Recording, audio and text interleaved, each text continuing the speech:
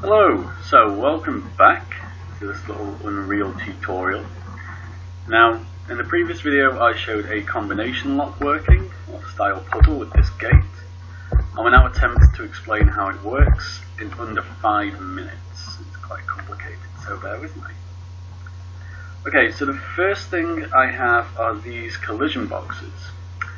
And what these collision boxes are actors, and they can have certain functions, so I'll load one of them up now. This one here, all it does is detect whether my player character is or is not inside that collision. If it is, it sets a variable to true. If it's not, it sets it to false. And I have 6 of these. Okay. Now, each one of these collisions is attached to a script on each one of these rings. So when I'm in the ring and I push a certain button and the collision boolean is true, it will rotate that ring. And that script is here.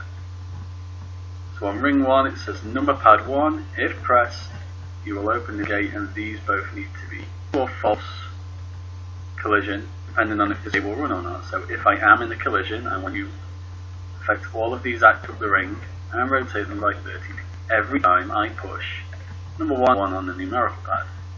If I'm not collision, then don't do anything. And I do times. So there's 6 collision boxes that affect rings. Okay. All short is this, every time I key, it moves the pin down behind the gate and checks which one of these 12 potential glyphs that make up an entire ring it collides with. So that is these guys here. So every time I press T, they move down, hit this collision here, and go, okay, out of the 12 little segments that make up this ring, is this the correct one or not? If it is, it fires something called an event dispatcher, which is here, and sets these variables to true or false. This is an AND boolean that checks all of them. If all of them are true, then I move the temple door is here, moves it down and unlocks it. And because that's an AND boolean, all of them need to be true or nothing will happen. If one of them is false and all the rest are true, it will reset all these booleans to false and reset the entire puzzle. What this does is it spawns a actor called a gate light. Position, I tell it to the world position. And if it and the light is green, false, then the light is false. And that's basically it in a nutshell. I wouldn't like to go over all the ins and outs of all these individual things, but that's basically how it works.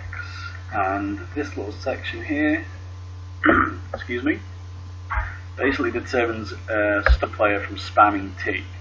I set a timer on it and certain variables, making it so that you can't constantly spam the answer and get it right, essentially, by mashing buttons. So that's it. In 5 minutes, that's as concise as I could possibly make it. But yeah, that's it. Thank you for listening.